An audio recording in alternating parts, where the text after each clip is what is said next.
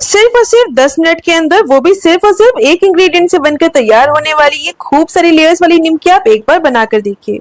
चाहे चाय के साथ खाना हो या फिर दिवाली पर मेहमानों के लिए बनाना हो, नॉर्मल निमकी या मठरी की जगह पर आप एक बार इस नाश्ते को बनाकर देखिएगा। सभी को ये बहुत ज्यादा पसंद आने वाला है। आप इसको महीनों तक आराम से स्टोर करके रख सकते हैं। बिल्कुल भी ये सॉफ्ट नहीं पड़ेगी, एकदम खस्ता करारी रहेगी। तो चलिए फटाफट से इसको बना लेते हैं। तो इसको बनाने के लिए सबसे पहले हम ले लेंगे यहाँ पर 2 कप तक मैदा। अगर आप मैदा अवॉइड कर रहे हैं तो इसकी जगह पर गेहूं का आटा या फिर सूजी को पीस कर भी इस्तेमाल कर सकते हैं। तो 250 ग्राम के 2 कप मैंने इस्तेमाल किए हैं। तो यहाँ पर लगभग आधा किलो तक मैंने मैदा लिया। इसका रिजल्ट एकदम परफेक्ट आता है। बहुत ही आसान सी रेसिपी है, तो आप पहली बार में ही ज्यादा क्वांटिटी में इसको बना सकते हैं। तो आटा या फिर मैदा आप छान कर ले सकते हैं। इसके बाद मैंने इसके अंदर ऐड किया है 1 चम्मच तक चीनी। अगर आपको एकदम मार्केट जैसा लुक चाहिए, बाहर से एकदम खस्ता और बहुत ही सुंदर सा गोल्डन सा, तो आपको इसके अंदर 1 चम्मच चीनी जरूर ऐड करनी है। चीनी के साथ ही साथ आधा चम्मच तक मैंने इसके अंदर नमक भी ऐड कर दिया। इसके बाद बढ़िया क्रंच, बढ़िया फ्लेवर और बढ़िया से लुक के लिए हमने इसके अंदर ऐड किया है आधा चम्मच तक कलौंजी। और जितनी हमने कलौंजी ली है उतनी हम इसके अंदर ऐड कर देंगे अजवाइन। फ्लेवर तो अच्छा आता ही है, साथ ही साथ अजवाइन डाइजेशन के लिए भी बहुत ही अच्छी होती है, तो आप इसको जरूर ऐड करिएगा। तो आटे के अंदर हमने जो भी चीजें ऐड की है, मसाले या फिर चीनी या नमक, उसको एकदम अच्छे से मिक्स कर लेंगे।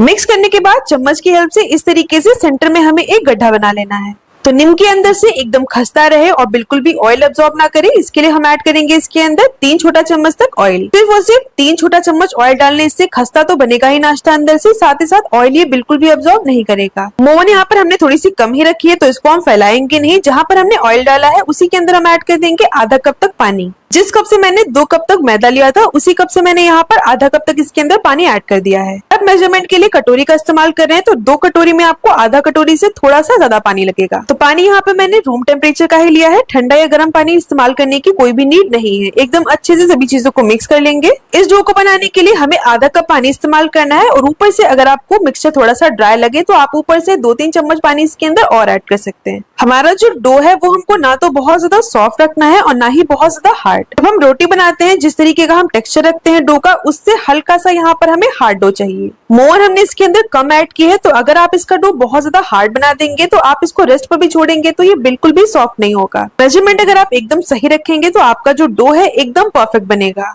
क्योंकि हमारा जो डो है हम बहुत ज्यादा हार्ड नहीं बना रहे, तो इसको आपको बहुत ज्यादा गूंथने की भी कोई जरूरत नहीं पड़ेगी और ना ही हम इसको रेस्ट देंगे। एकदम ही झटपट से बनकर तैयार होने वाला ये नाश्ता है। अगर आपको चाय के साथ खाने के लिए तुरंत भी बनाना हो तो भी बहुत ही आसानी से 10-15 मिनट के अंदर बन जाएगा। डो को बस हम 1 मिनट के लिए हल्के हाथों से हल्का सा गूंथ लेंगे। तो जैसे मैं डो को यहाँ पर नीट कर रही हूँ, आप चेक कर सकते हैं कि मैंने इसको बहुत ज्यादा हार्ड नहीं रखा है। हार्ड डो को जब हम बेलते हैं तो उसको बेलने में भी बहुत ज्यादा प्रॉब्लम होती है, मेहनत लगती है, तो डो हल्का सा सॉफ्ट ही रखना है। तो इसको हमें रेस्ट पर तो छोड़ना ही नहीं है। तो जैसे ही डो बन जाएगा तो चलिए फटाफट से अब नाश्ते को बनाना शुरू करते हैं। तो जो हमने डो बनाकर तैयार किया है उसको हमें 3 इक्वल पेड़ों में डिवाइड कर लेना है। तीनों पेड़ों को अगर आप एक ही साथ काट लेंगे तो निमकी का जो साइज और शेप रहेगा वो एकदम सेम रहेगा। एक पीस का अगर आपको साइज और शेप बिल्कुल सेम चाहिए ताकि देखने में भी ये बहुत ही अच्छा लगे, तो आपको पेड़े पहले ही बना लेने हैं। तो इसी तरीके से थोड़े से बड़े पेड़े मैंने इसके रखे हैं। साइज आप चेक कर सकते हैं, नॉर्मल रोटी का ये डबल या 3 गुना होगा। इसको बेलने के लिए आप पीढ़े का इस्तेमाल कर सकते हैं या फिर चाहे तो इसको आप चॉपिंग बोर्ड पे भी बेल सकते हैं।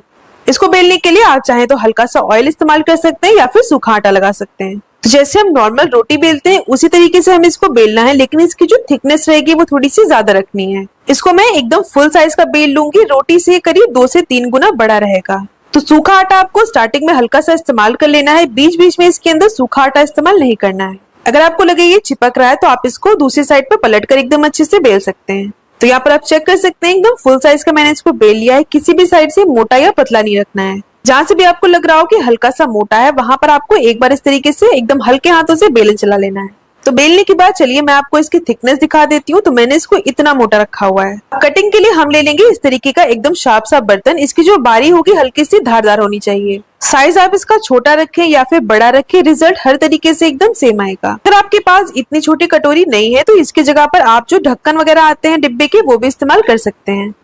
तो यहाँ पर हमारे 10 पीसेस आराम से बनकर रेडी हो चुके हैं। एक्स्ट्रा आटा जो है हम एक साइड में रखते जाएंगे। एक नाश्ते के पीस को बनाने के लिए आपको इस तरीके के 5 सर्कल की जरूरत पड़ेगी।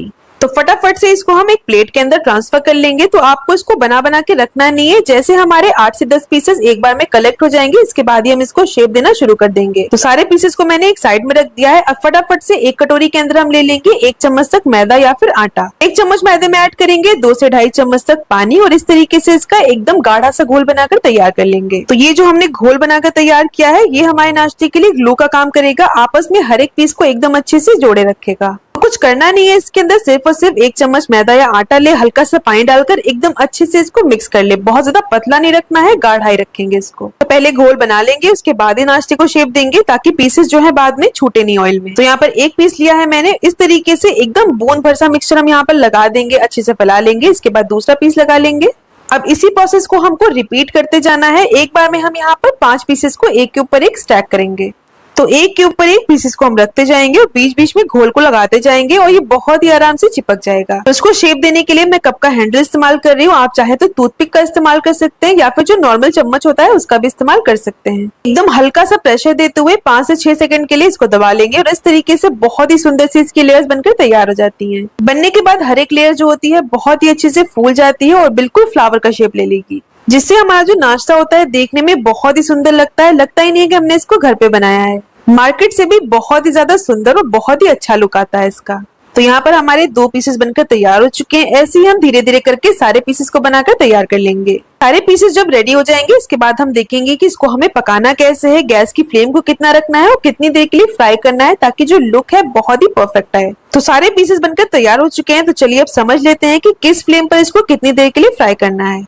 तो फ्रेंड्स, आगे बढ़ने से पहले आपसे एक बहुत ही छोटी सी रिक्वेस्ट है, अगर आज की रेसिपी में आपको कुछ भी अच्छा लगे, कुछ भी नया सीखने को मिले तो प्लीज रेसिपी को एक छोटा सा लाइक जरूर करें। हमारे छोटे से चैनल को अपना प्यार और सपोर्ट जरूर दे। वीडियो को लाइक करने के बाद हमारी ये रेसिपी आप कहाँ से देख रहे हैं कमेंट सेक्शन के अंदर फटाफट से लिख दे ताकि हम आप सभी को थैंक्स बोल पाए। तो फ्रेंड्स चलिए अब देख लेते हैं इसको फ्राई कैसे करना है। तो यहाँ पर मैंने लोहे की कढ़ाई का इस्तेमाल किया है। लोहे की कढ़ाई में जो टेम्परेचर होता है बहुत ही अच्छे से मेंटेन हो पाता है, तो नाश्ते का जो लुक होता है बहुत ही परफेक्ट आता है। मार्केट में हलवाई लोग भी यही इस्तेमाल करते हैं। तो अगर आपके पास लोहे की कढ़ाई हो तो आप लोहे की कढ़ाई का ही इस्तेमाल करिएगा इसको फ्राई करने के लिए। तो सबसे पहले मीडियम टू हाई फ्लेम पर मैंने थोड़ा सा ऑयल गर्म होने के लिए रख दिया था। ऑयल मैंने बहुत ज्यादा भर के नहीं लिया है। ऑयल जब हमारा अच्छा खासा गर्म हो गया था इसके बाद गैस की फ्लेम को मैंने लो टू मीडियम कर दिया है।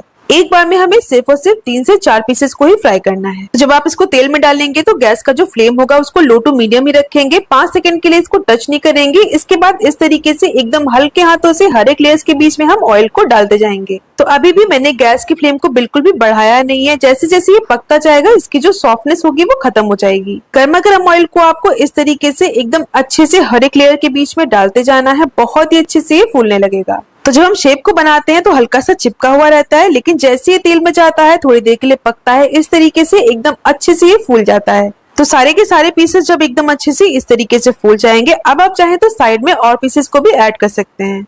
तो यहाँ पर मैंने 2 पीसेस को और ऐड कर लिया है। गैस की फ्लेम को लो टू मीडियम ही रखा था। इसको करीब 2 से 3 मिनट के लिए एकदम अच्छे से फ्राई कर लिया है। शुरू से लेकर एंड तक गैस का जो फ्लेम होगा वो लो टू मीडियम ही रहेगा। तो इसको पकाने के लिए टोटल टाइम हमको जो चाहिए होगा वो होगा 5 से 6 मिनट। अगर आपके पास बड़ी वाली कढ़ाई हो तो उसका आप इस्तेमाल कर सकते हैं और सारे के सारे पीसेस को एक ही बार में फ्राई कर सकते हैं। तो यहाँ पर आप चेक कर सकते हैं हर एक पीस हमारा कितना ज्यादा फूला फूला और बहुत ही ज्यादा परफेक्ट बनकर तैयार हुआ है। तो मार्केट से मंगाने से अच्छा है कि इस दिवाली पर आप इसको घर पर ही बनाकर ट्राई करें, बहुत ही अच्छा लुक आता है। बनाना भी एकदम आसान है। फ्रेंड्स, हमने मोवन इसके अंदर कितनी कम रखी थी, सिर्फ और सिर्फ 2 से 3 चम्मच, फिर भी कितना ज्यादा खस्ता और टेस्टी बनकर तैयार हुआ है। तो एक बार रेसिपी को ट्राई करिए और 10 मिनट के अंदर महीनों महीनों के लिए आप ये निमकी बनाकर स्टोर कर सकते हैं। तो फ्रेंड्स, ये बहुत ही परफेक्ट और एकदम मार्केट स्टाइल निमकी की रेसिपी आपको कैसी लगी हमें कमेंट सेक्शन के अंदर जरूर बताएं। रेसिपी अच्छी लगी हो तो वीडियो को लाइक करें, चैनल को सब्सक्राइब करें, रेसिपी को फटाफट से शेयर भी कर दें। मैं आपसे मिलती हूँ ऐसी रेसिपीज के साथ नेक्स्ट वीडियो में। तब तक के लिए good bye, take care, thank you for watching.